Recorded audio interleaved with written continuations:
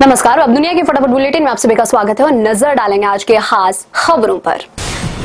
4 राज्यों की 4 विधानसभा सीटों पर हुए उपचुनाव के परिणाम घोषित। गुजरात की काड़ी सीट पर भाजपा, बिसावदार में आप, केरल की निलमपुर में कांग्रेस, पंजाब के लुधियाना सीट पर आप, पश्चिम बंगाल में की कालीगंज विधानसभा सीट पर तृणमूल कांग्रेस उम्मीदवार की जीत हुई।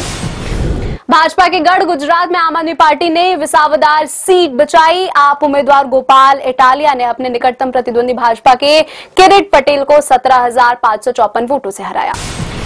अहमदाबाद विमान हादसे में भागवत गीता के सुरक्षित बचने से खुश नहीं शंकराचार्य और मुक्तेश्वर आनंद। कहा, खुशी तब होती जब गीता जल जाती और बच्चे बच जाते, इनमें कोई चमत्कार नहीं है। लुधियाना में संजीव अरोड़ा की जीत के बाद दिल्ली के पूर्व मुख्यमंत्री अरविंद केजरीवाल के राज्यसभा में जाने का रास्ता हुआ साफ। अरोड़ा के इस्तीफे से खाली हुई है एक राज्यसभा सीट।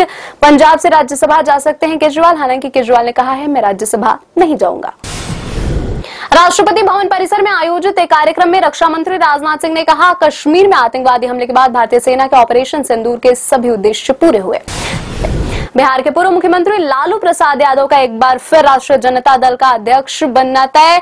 लालू ने चुनाव के लिए दाखिल किया नामांकन। बिहार के पूर्व मंत्री और राजद से निलंबित लालू यादव के बड़े बेटे तेज प्रताप यादव ने कहा, अभी मैं असुरक्षित महसूस कर रहा हूं। मैं सरकार से अपील करता हूं कि मेरी सुरक्षा बढ़ाई जाए। हमारे दुश्मन हर जगह लगे हुए हैं, मेरी जान को खतरा है।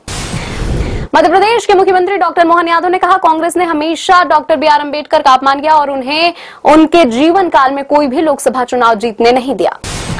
दिल्ली में जम्मू के रास्ते श्रीनगर जाने वाली एयर इंडिया एक्सप्रेस की एक उड़ान सोमवार दोपहर जम्मू हवाई अड्डे पर उतरे बिना ही दिल्ली लौट गई। उड़ान संख्या IX 2564 को दोपहर के आसपास जम्मू हवाई अड्डे पर उतारना था और फिर श्रीनगर के लिए रवाना होना था। नेशनल कॉन्फ्रेंस के अध्यक्ष फारूक अब्दुल्ला ने अरब देशों को चेतावनी दी। कहा, इसराइल और अमेरिका का अगला निशाना वही होंगे क्योंकि उनके तेल और गैस पर दोनों देशों की नजर है। कांग्रेस सांसद शशि थरूर ने कहा, प्रधानमंत्री नरेंद्र मोदी की ऊर्जा, उनका बहुआयामी व्यक्तित्व और संवाद की तत्परता वैश्विक मंच पर भारत के लिए एक अहम पूंजी बनी हुई है। इसे अधिक सहयोग और समर्थन की जरूरत है। थरूर की यह टिप्पणी कांग्रेस को असहज कर सकती है। उत्तर प्रदेश में समाजवादी पार्टी के 3 बार के विधायक पार्टी से बाहर। सपा सुप्रीमो अखिलेश यादव ने पार्टी विरोधी गतिविधियों के चलते दिखाया बाहर का रास्ता। अमेरिका के बाद इसराइल का ईरान के परमाणु ठिकानों पर हमला। फोर्डो न्यूक्लियर साइट को बनाया निशाना, 6 एयरपोर्ट को भी बनाया निशाना। ईरान का जबरदस्त पलटवार। कहा, वॉर ट्रंप ने शुरू की, खत्म हम करेंगे।